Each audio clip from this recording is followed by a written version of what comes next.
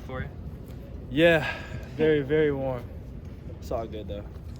We need it. It's going to be hot in Tallahassee. So what these first 2 days been like out on the practice field? Bro, it's been great. You know, we go out there, we out there competing, working on our own stuff on both sides of the ball, just working on executing to the best of our abilities, and then just bringing it all together as a team, working on special team stuff.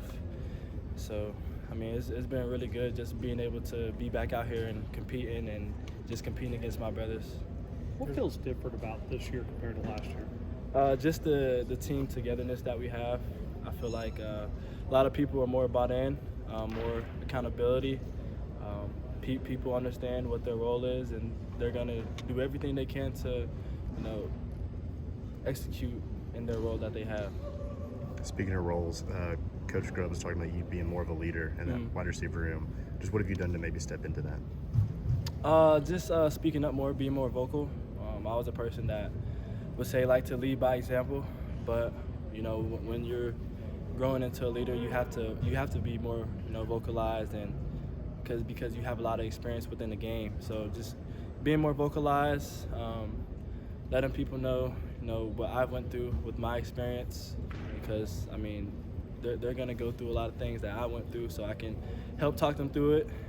I mean, so that's really the biggest thing, is just being more vocalized. Isaiah's an older guy, but he's brand new here too. And Coach Grubb just said, like, he's taking that leadership role too. Like, how have you seen Isaiah step up in his short time here?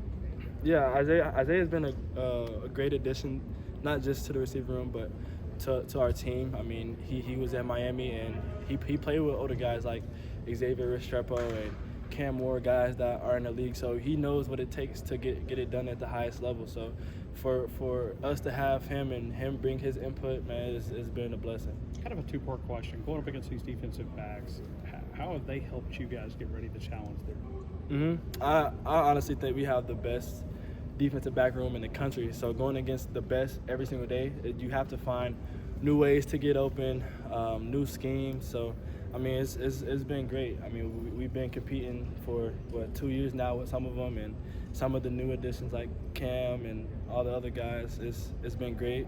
You know, just hearing their perspective on things and them asking me questions about different things. So we're just trying to get each other better. Who's the guy who gives you the biggest challenge? Damani. I love going against Damani. He's just very handsy, very physical.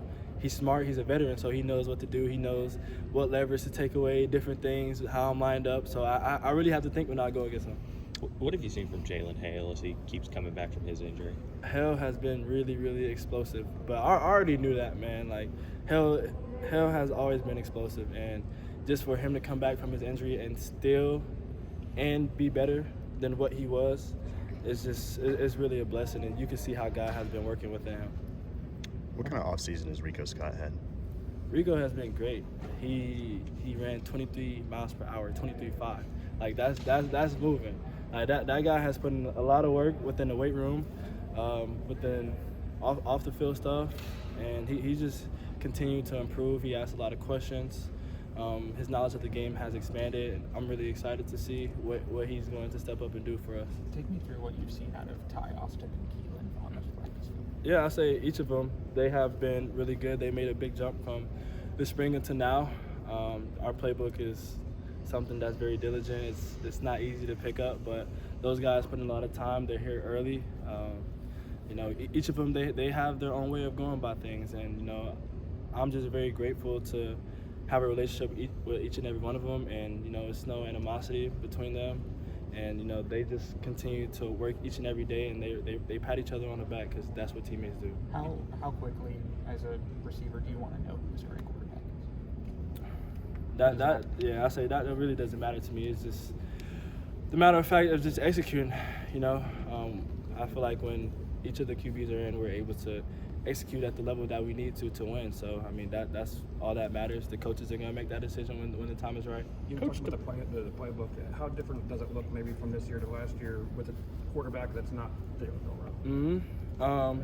I feel like, I mean, the scheme is always going to be the same, because that's just has always been Coach DeBoer's system, Coach Grubb's system. So like everything is kind of the same, but Coach Grubb he was in the league, so he learned a lot of new things, and he's bringing those things into the playbook. So I think just learning those new things and giving us the opportunity to, run more NFL plays. I think that's going to give us a great opportunity to show scouts, that we can run NFL routes, make NFL plays. So. Coach DeBoer made a comment at SEC Media Days about Ty Simpson throwing a very catchable ball. Explain that from a wide receiver perspective. I think it's just giving us a chance, honestly. I think each and every one of them give us a chance to go up and make a play. I feel like they put it in the right spot that we need to. I feel like, we're takers for a reason, so just put it in our vicinity. We're going to go get the ball. And one of the things that Kalen said yesterday is, he wants a quarterback that can take the gimmies, those 5-yard plays that you guys can make explosive. Is that, credit to you guys as a receiver room about how you can turn a 5-10-yard play into an explosive one? How do you feel about that? I wouldn't say. I don't know. I wouldn't say to just give us credit. If we're open on the small stuff, I feel like we have playmakers all around our room. Even all across the offense, even the running backs. So just being able to throw the check downs and let us do what God gave us the ability to do, and then that's going to open up things deeper. You mentioned Coach Grubb bringing in NFL plays, NFL routes. What's different about that kind of stuff than what you've done before? It's just the scheme, the depth of routes and whatnot, and just the terminology, the long plays. We hear about how NFL teams and quarterbacks have to say long plays, so just kind of getting used to that. So that's different. The terminology is different from. Yeah, with some of it, they kind of combined the two a little bit. They haven't changed it up really much, but it is a lot of new terminology. So just getting used to that. But we have been doing a really good job with all the walkthroughs and stuff. So I feel like we're heading down the right track. Does it ever trip you up? You ever get confused with some of that? I wouldn't say so, because I don't have to say the play. Right. It's harder for the QBs because they have to remember the play and they have to say the whole thing. So it's a lot for them. What's it like facing Dijon Lee?